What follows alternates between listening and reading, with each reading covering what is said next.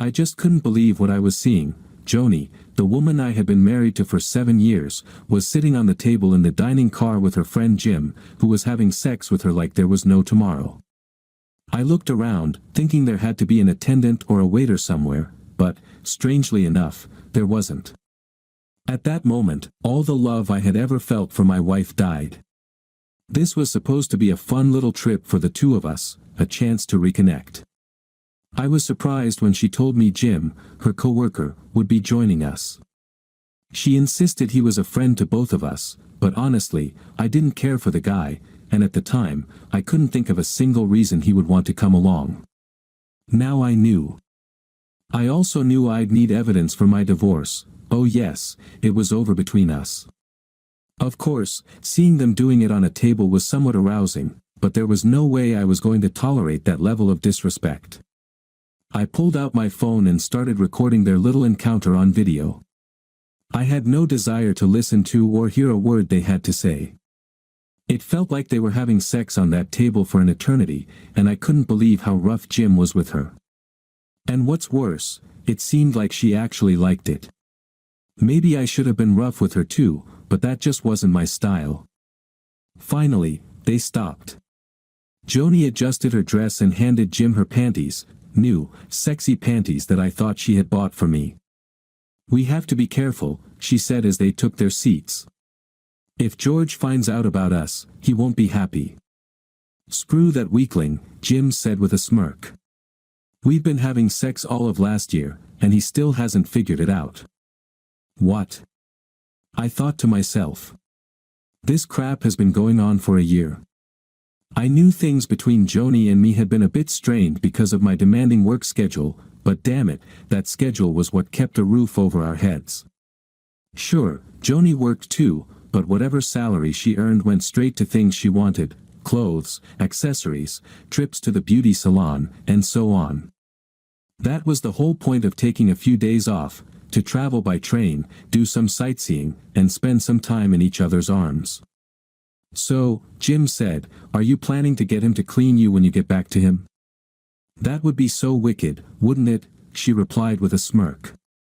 "Did you do what I said about the birth control?" he asked. Joni nodded. "Yes," she said. "I stopped taking it so you could get me pregnant. I told George I'm on my period this week, so he's not expecting any sex." They both laughed heartily at that. "So why are you still with him?" Jim asked. "Obviously, you don't love him, otherwise, you wouldn't be doing this to him." "Well, it's not that I don't love him," she said. "I like him well enough, but I just don't feel that burning passion for him anymore. Besides, he brings in a good salary, and you know I couldn't survive on what I earn." "You're staying with him for the money," he said. She nodded. "To a large extent, yes," she replied. "Damn it, I could never afford the kind of comfort he's giving me on this trip, and neither could you." "When do you want to get together again?" he asked. "I don't know. Maybe later tonight, after he goes to sleep," she said. That was enough. I had seen and heard all I needed, so I stopped recording the video. I returned to the sleeping car where Joni and I were staying and began to consider my options. Divorce was a given, but there had to be something more. Both she and her boyfriend-lover needed to pay for what they had done. I took out my phone again and opened the contacts section, searching for my lawyer's number. "Fred Juergens," the man answered. "Fred, it's George. I need you to start preparing divorce papers for me, and I want you to use the prenuptial agreement," I said. "Divorce?" Fred asked, surprised. "Are you sure about this?" "I've never been more sure of anything in my life," I replied. "On what grounds?" Fred asked. "Infidelity," I said. "I have a video I can send you if you need evidence." "Yes, send it," Fred replied. "I've got the prenup on file, so the paperwork won't take long." "When do you want her served?" "The sooner, the better," I said. "We'll be back in Springfield in a couple of days, so maybe you can arrange for her to be served at the train station. I also need to find out everything I can about her guy, Jim Simpson. He works with her." I'll assign our investigator to handle it, Fred said. Send me the video, and I'll take a look. Just don't do anything stupid, got it? Yeah, of course, I said. You know me. I do, Fred replied. That's exactly why I told you not to do anything stupid. Fred always managed to make me laugh. We ended the call, and I sent him the video. Then I leaned back in my seat and spent a minute thinking about what else I could do. I took out my tablet and connected my phone to it. After transferring the video to the tablet, I enabled the phone's hotspot and used it to connect the tablet to our home network through a VPN, a virtual private network. I had set it up some time ago to securely access my files from anywhere in the world. The first thing I did was log into our banking system and perform the usual dance, closed our joint accounts, transferred the funds, and so on. I wasn't about to take any chances, even with a prenuptial agreement in place. Then another wicked idea came to mind. Joni liked using the home computer for her personal email.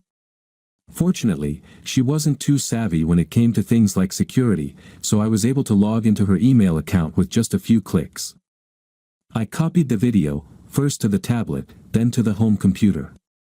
Opening her email client, I composed a message, doing my best to write the way she would. I used a cheesy subject line that sounded just like her, "Check out my fun train trip." And in the body of the email, I wrote, "Look what I'm doing while my clueless hubby sleeps." Then I attached the video to the email and sent it to everyone in her contact list. That's right, friends, family, co-workers, anyone and everyone I could. I stared at the screen for a minute, then hit send. To hell with all of it, I thought to myself. I opened the door to our compartment just in time to see one of the train attendants. I motioned for him to come over when he looked up at me. "Is everything all right, sir?" he asked. "Well, my wife says she wants to move to a different compartment," I said. "Could you tell me which compartment Jim Simpson is in?" The attendant glanced at his tablet for a moment before replying. "You want your wife's belongings moved to that compartment?" he asked. "Are you sure? That's in economy class, it's nowhere near as nice as this one." "That's life," I said. He nodded in understanding. "Got it," he said. "Of course, I'll help you pack her things." We worked quickly, not really caring how neatly her clothes were packed. Once we were done, I helped the attendant carry her belongings to his compartment, which was half the size of ours. I laughed as I dropped her things onto his tiny bunk bed. "Let her deal with it herself," I thought to myself. "I'll need to make her a new keycard," the attendant said. He pulled a blank white card from his pocket and slid it into a magnetic writer connected to his tablet.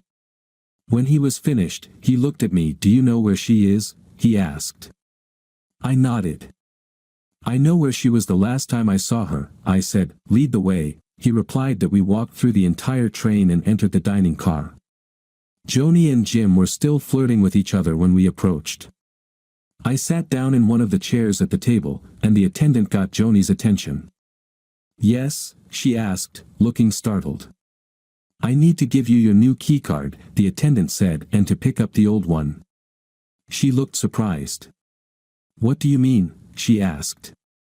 "Apparently, there was a mix-up with the compartment assignments, so I need to issue you a new key," he said. This guy was cool as ice, I thought, irritated. Joni pulled out her keycard and handed it to the attendant. He smiled and gave her the new one. "Thank you," he said. "Enjoy the rest of your trip." He turned and walked away. Joni glared at me angrily. "What the hell are you doing?" she asked. "Just making the game easier for you and Jim," I said. Her eyes widened. "What do you mean?" she asked. "You think I don't know about you too?" I said. Joni began to panic. She looked at Jim, who now looked uneasy. He glanced at her keycard and noticed the compartment number. "Wait a second," he said. "That's the key to my compartment." I nodded. "I figured this way, you two wouldn't have to keep having sex on the dining table," I said. "I get that it might be a bit cramped in there, but it is what it is." By the way, Joni ever tell you about the prenuptial agreement she signed when we got married? What are you talking about? Jim asked. Well, if you're going to sleep with someone's wife, you should probably learn a little about her first. Wouldn't you agree? I said. Look, this was just for fun, he replied. We didn't mean anything by it. Joni jumped in. That's right, George, she said. It was all just for fun. It doesn't affect our marriage in any meaningful way. Really? I asked, pulling out my tablet. I scrolled the video to the part where they were talking and tapped the play icon. Listen to this, I said, I like him well enough, but I just don't feel that burning passion for him anymore. Besides, he brings in a good salary, and you know I couldn't live on what I earn, said Joni's voice in the video. So, you're staying with him for the money, Jim said in the video. She nodded. I paused the video and looked at her. So, you're just a parasite, I said. To you, I'm nothing more than a walking paycheck. Honey, she began. I cut her off. You don't get to call me honey, sweetheart, darling, or anything else, you leech, I said. In fact, I don't think you should even use my name. From now on, you'll refer to me as Mr. Duvalier. And since you no longer consider yourself my wife, I'll take this, I added, removing her wedding ring. And this, I said, grabbing her purse and pulling the house key from the large keyring she kept inside. I took off my wedding ring and placed it in front of Jim. You can have this. I don't need it anymore. Then I turned to him. In the prenuptial agreement she signed, Jim, it clearly states that in the event of infidelity, the guilty party, in this case, Joni, gets absolutely nothing. I'll let her keep her clothes and jewelry. But that's it. I don't think she'll be able to keep making payments on her car. Fortunately, I registered it in her name, so the hit will go straight to her credit score. You bastard, he said, starting to stand up. I grabbed a fork and jabbed it toward his hand that he sat back down. Don't mess with me, idiot, I said. Please, Joni said, tears welling up in her eyes. I mean, Mr. Duvalier, please don't do this. I've learned my lesson. Can't you just forgive me so we can put this behind us? No, you vile creature, I said, rewinding the video to the part where they started talking about getting Joni pregnant. I played it loud enough so both of them could hear every word clearly. You two have been doing this behind my back for an entire year. And you conspired to get knocked up by Jim and pass the baby off as mine, I hissed, staring at Joni. Right now, I hate you with every fiber of my being, and I pray to God I never see you again. I turned to Jim before continuing. You wanted a lying, cheating lover, jerk. Well, you got one, I said. Good luck. I doubt she'll be getting much support from her family or friends. What do you mean? Joni asked. I shrugged. Check your email, I said. She pulled out her phone and opened her mail app. Her eyes widened. What did you do? She asked. I just shared your little adventure with your family and friends, I said. You looked like you were having such a great time. I figured you'd want everyone to see it. You bastard, she hissed. My parents just disowned me, and my sister says she never wants to see me again. My friends think I'm a worthless adulteress, and now they all hate me. Can you really blame them? I asked calmly. I gave you 7 of the best years of my life. I loved only you that whole time, never even looked at another woman. I worked myself to the bone for you. I bought that big house you had to have. I bought you that brand new BMW. I never complained when you spent all your money on yourself, and I never questioned you when you said you were going out with the girls. And what did I get in return? You ripped out my heart. You cheated on me and destroyed our marriage. So no, I don't blame them one bit. Please, just give me one more chance, she pleaded. I shook my head. No, I said, you could have stopped this at any time, but you chose not to. So, this is the end of the line. You made your bed, now you're going to lie in it. I hope all of this was worth it for you, I said. I believe you'll be served the papers once we get to Springfield. Just sign them, and let's be done with it. Then you and Jim can have sex with each other to death. I don't care anymore. Mr. Devalier, she said, is there anything I can do to make it up to you? I'll do anything. I stood up and paused for a moment before replying, yes, I said. There is one thing. Actually, two. Her eyes lit up with hope. Eat shit and die. She collapsed into tears and fainted as I turned and walked away. That I barely held back my own tears as I returned to our compartment. After I closed and locked the door, my phone rang. It was her parents. Apparently, they'd seen the video I sent. George, what the hell is going on? Cliff, Joni's father, asked. Hi, Cliff, I said. I caught your daughter having sex with another man. I recorded it and sent it to you. I'm filing for divorce under the terms of our prenuptial agreement. I believe she'll be served when the train arrives in Springfield. I just wanted you to know why I'm divorcing her. Is there any way to just overlook this? He asked. I mean, divorce is so drastic. No, Cliff, I said. If you listen to what your daughter and her lover actually said, you'll understand there's no way I can get past her betrayal. To her, I'm nothing more than a paycheck, nothing else. She even wanted me to raise another man's child. That foolish girl, he said quietly. I heard you disowned her. I said, no, he replied. I asked her to give me just one good reason not to. I'm still waiting. Well, in any case, I'm glad you made us sign that prenup, I said. Things may not have turned out the way you expected, but you did me a huge favor. I'm sorry, George, he said. You're right, and honestly, over time, I came to love you like the son I never had. I think highly of you too, I said. Is there anything we can do? He asked. Actually, yes, I said. Do you still have that spare house key I gave you? Yes, we still have it, he replied. Would you be able to call a moving truck and get her things out of the house? I asked. I won't be back in town for a couple more days, and I don't want her in the house. I'll reimburse you for the cost of the truck. Of course, we can do that, he said. What about her car? You can take that too, but I'm not sure how long she'll be able to keep it, I said. Maybe you can teach her how to budget, or maybe she'll trade it in for something she can actually afford. All right, he replied. Listen, George, I really am sorry about all of this. It's not your fault, I said. We said our goodbyes and ended the call. The phone rang again the moment I slipped it back into my pocket. It was Joni's cousin, Lisa. I answered. What do you want, Lisa? I asked. So, you finally found out about Joni? She said, yeah, I replied. I take it you're going to divorce that worthless creature? She asked. Of course, I said. I've already started the process. Good, she said. You know, I've always had a thing for you.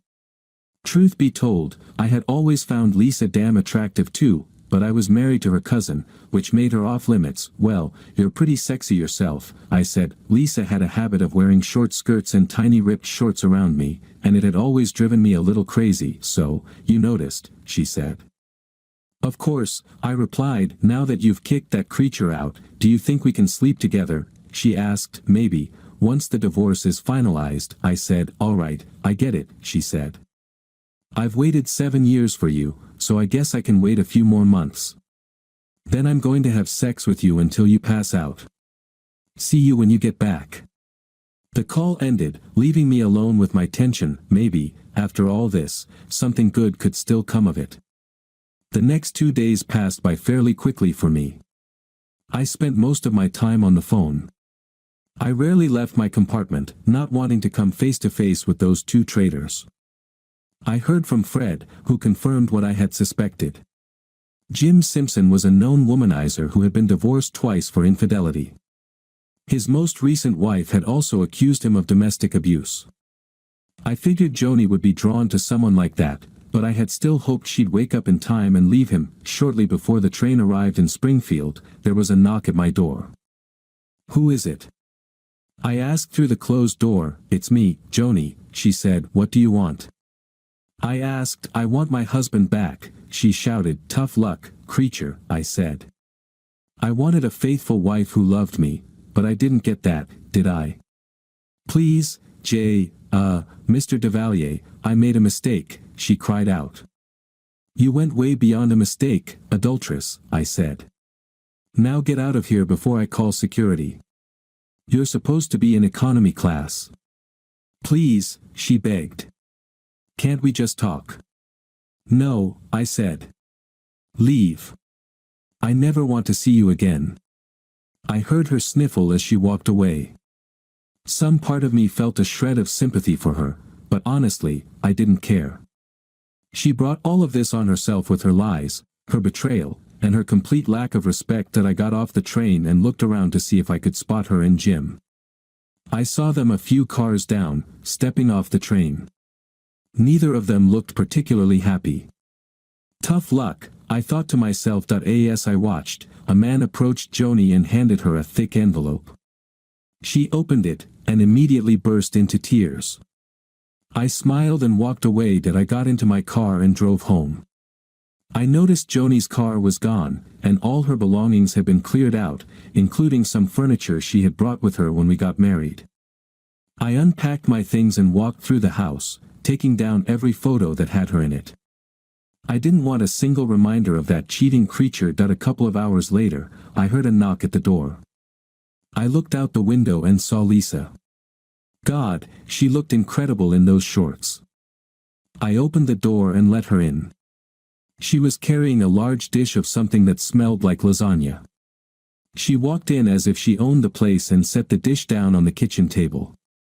When she turned back to me, I gave her a once-over from head to toe. She was wearing a cropped t-shirt that barely reached below her chest. Her shorts were even shorter than I remembered, and there was just a tiny strip of fabric visible between her legs. I just wanted to make sure you had something tasty, she said. I don't want you going hungry. Thanks, Lisa, I said. I appreciate it. Her eyes sparkled as she smiled. Would you like to stay and have dinner with me? I asked. I'd love to, she said. Go wash up, I know where everything is. I headed upstairs and freshened up quickly before returning. By the time I got back, the table was set, and Lisa had even poured us each a glass of wine. I pulled out a chair for her and admired her slim hips as she sat down. She grabbed my plate and served me a generous slice of lasagna, loaded with meat and layers of cheese. I thought it must have taken her quite a bit of effort to make. After she gave herself a smaller portion, I looked at her. It looks delicious, I said. Thank you, she replied. I love cooking, especially for someone who really means something to me. The lasagna tasted just as good as it looked, and I ate every bite, even wiping the plate clean with a piece of garlic bread she had baked. You must have been hungry, she said. There's no way I'd waste a meal that good, I said. That was the best lasagna I've ever had. She smiled and stepped in close to me. I'm glad you liked it, she said, sitting down on my lap. There's plenty more where that came from.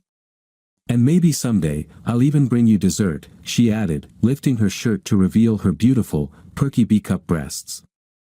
I felt a familiar stirring in my pants as she gave me a deep, passionate kiss. I need to head home and feed my cat, but I'll be back tomorrow, she said. I can't wait, I replied. She smiled as she stood up. That was just a preview of what I've got planned for you, she said. I guess I'll just have to let little George take care of me until your divorce is final. Little George? I asked. That's what I call my toy, she said. I like to fantasize about you making love to me while I use it. I see, I said. Well, let's hope Joni doesn't contest the divorce. We shared a few kisses before Lisa left. Fortunately, Joni didn't fight the divorce. Apparently, she realized I had her backed into a corner and decided to dissolve the marriage. She and Jim managed to keep their jobs, but from what I heard, it wasn't easy for them. She signed the papers and called me to apologize and confirm that everything was done. Fred called to let me know the signed documents had been filed, and that in 30 days, I'd be a free man. Was I happy? I was certainly glad to be rid of a cheating, adulterous wife, but a part of me still felt something was missing. For years, I had loved only this woman. I had hoped to grow old with her, surrounded by children and grandchildren. But that future was no longer possible.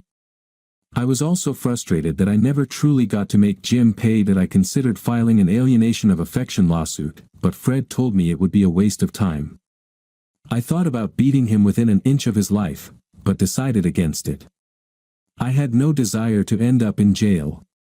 Lisa came over every evening with something she had cooked, and we shared dinner together. She even marked my calendar, counting down the days until the divorce would be finalized. She was an insatiable tease and even gave me a couple of DVDs filled with her selfies and homemade videos featuring little George. Most evenings, I spent my time watching those videos, Lisa playing with little George, moaning my name, and begging me to make love to her. She always ended by blowing me a kiss. I definitely had something to look forward to. Before long, the 30 days were up, and I received the documents confirming that the divorce was finalized. I was surprised I hadn't heard anything from Joni. I figured she would have called or done something foolish by now, but she hadn't. Oh well. Lisa didn't wait for me to call. She showed up that very day and knocked on the door. I found it a bit strange, since I had already given her a key to the house and told her she could come by any time. I opened the door, and got the biggest shock of my life. There she was, standing on the front porch. Completely naked. Her bare feet planted just far enough apart that I could see everything. I brought her inside and kissed her deeply, my hands gliding over her smooth skin. She kissed me back just as fiercely, all the while stripping the clothes from my body. Eventually, we found ourselves naked on the couch. One thing led to another, and Lisa showed me just how deeply she desired me, with a level of passion I had never experienced before. After an intense moment between us, she climbed onto my lap, guiding our connection with surprising confidence and hunger. "Make me yours, baby," she whispered, breathless. "From now on, I belong to you." And who was I to argue? The intensity between us built until we reached a shared peak of pleasure, holding each other tightly as the moment overwhelmed us both. "This is so much better than I ever imagined," she moaned softly. "Don't ever stop. Love me, claim me. I want to be yours completely." "I love you too," I murmured, gently rolling her beneath me, settling between her welcoming thighs. We made love again and again on that couch, and finally moved to the bedroom, where we spent most of the night wrapped in each other's arms. I had never felt closer to anyone, and I never wanted to let her go. As we held each other, I realized I wanted to spend the rest of my life with this woman. She must have been thinking the same thing. She turned onto her side and looked into my eyes. "I've always loved you, George," she said. "I would never do to you what my foolish cousin did. I want to spend the rest of my life right here, with you. Does that mean you'll marry me?" I asked. She smiled and wrapped her arms around me. "Yes, baby," she said. "I'll marry you, and I'll make you the happiest man on earth." We kissed and made love again before falling asleep in each other's arms. A few days later, I got a call from Joni's father. Lisa and I had just finished making love and were leaning back in bed, watching a movie and sharing a bowl of popcorn. "George, Joni's in the hospital," he said. That I sat up, surprised. "What happened?" I asked. "That jerk she was with beat her nearly to death," he said. "I told her to call the police, but she refused." "Is she going to be okay?" I asked. "Eventually, yes, but I don't think it'll last if she stays with him," he replied. "All right, we'll head over there and check on her," I said. "We?" her father asked. "Yeah, Lisa and I replied. "Lisa's there with you?" he asked. "Yes," I said. "I wouldn't have gotten through all this without her." "All right," he said. "I understand. I'll see you at the hospital." After we hung up, I explained to Lisa what had happened and told her everything I had learned about damn Jim Simpson. That we were both still angry at Joni for what she had done, but neither of us ever wanted her to be physically hurt. That we cleaned ourselves up, got dressed, and headed to the hospital. After speaking with the nurse, we were led to her hospital room. She looked awful. Her face was bruised black and blue, and one eye was swollen shut.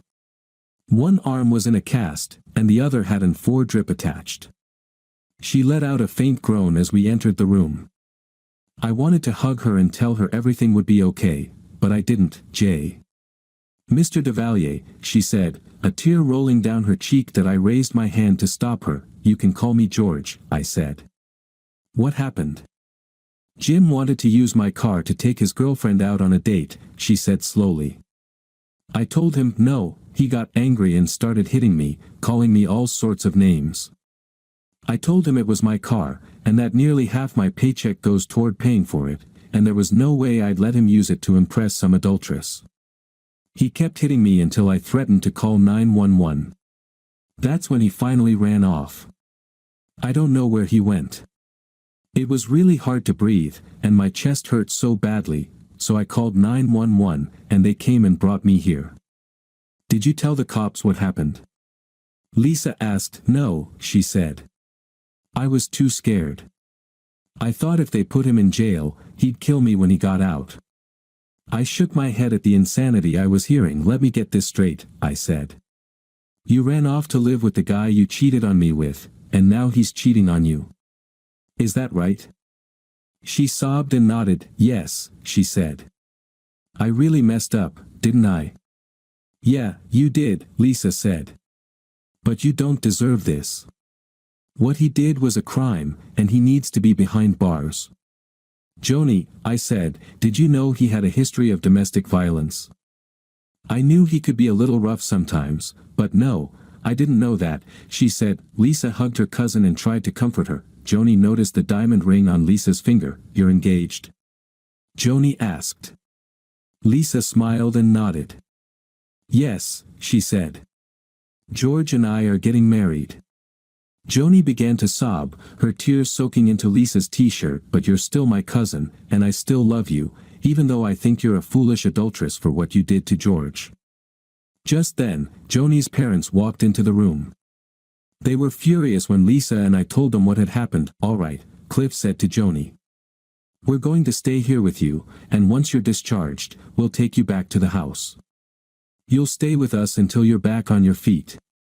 He then looked at me and motioned for me to step into the hallway. What do you know about this Simpson guy? He asked. That I told him what I had learned from Fred, and he nodded, clearly taking mental notes. And you say he works with Joni? Yes, I confirmed. He nodded again. All right. I'll take care of Simpson, he said. I'm not going to discuss it with you. You don't need to know the details, just trust me. What's going on between you and Lisa? He asked. Well, she helped me get through the divorce, and now we're engaged, I said. That he smiled and nodded. I'm not surprised, he said. She's always had a thing for you. Congratulations. At least you'll still be part of the family. Thanks, I said. Is there anything I can do to help with Simpson? He shook his head. No, he said. I'll take care of everything. Besides, you're getting married soon, and the last thing Lisa needs is her new husband ending up in jail. The less you know, the better. Cliff walked down the hallway, talking to someone on his cell phone. I headed back to Joni's room. Her mother looked up at us. I'll stay with her overnight, she said. Cliff will make sure her things are collected from that man's apartment. Thank you for coming. You're welcome, I said, giving her a hug. Joni looked at me with tears in her eyes. I'm so sorry, she said. For everything. Can you ever forgive me? I paused for a moment before speaking. I think so, I said, realizing both women were watching me. After all, we're still going to be family. Thank you, she said. That I stepped forward and gave her a gentle goodbye hug. Get well soon, I said, kissing her lightly on the forehead. Take good care of him, Joni said to Lisa. Please. Lisa smiled and nodded. I intend to, she said. That we left the hospital and headed home. I had no idea what Cliff had in mind regarding Jim, but I had heard stories about his military service. I also knew he had friends in both high and low places, so I kept an eye on the local news, and even checked the obituaries from time to time. I didn't see anything at the time, but a week later a small article appeared in the local paper about a man who had been attacked and severely beaten outside a neighborhood bar. According to the report, the man, identified as Jim Simpson, had encountered a group of men who ended up breaking 3 of his ribs, his jaw, kneecap, and arm, along with causing injuries to his groin area. I couldn't help but laugh. Cliff retrieved Joni's belongings from the apartment and brought her back to his home. Her parents hated what she had done to me, but she was still their daughter, and they still loved her. Lisa and I got married a couple of months later. Since her parents had died in a car accident several years ago, Cliff walked her down the aisle and shook my hand. Joni came with her parents and cried when the preacher declared us husband and wife. We had a fantastic honeymoon in Las Vegas, where Lisa made love to me as often as she possibly could. When we returned, we moved her things into the house. She decided that, since I earned more than enough for both of us, she would quit her job. "I've got a new job now," she told me. "What is it?" I asked. "Making you happy," she said with a mischievous smile, and she did just that. Then one day, a few months later, she hit me with the words every man secretly dreads. "We need to talk," she said after I came home from work. "Is something wrong?" I asked, bracing myself for her answer. "Well," she said, "we're going to need to redo one of the bedrooms." "Why?" I asked. She smiled. "Because," she said, "you're going to be a dad." I jumped with joy and wrapped her in my arms, covering her face with kisses. "Are you happy?" she asked. "I'm the happiest man in the world," I said. "Then take me upstairs and show me just how happy you are, big guy," she said, and I did. Again and again. Yeah, I thought, sometimes life gives you lemons, and sometimes, it gives you something so much better. Thank you for being with us. And if you're one of those who watches silently, just leave a like. It helps new stories come to light.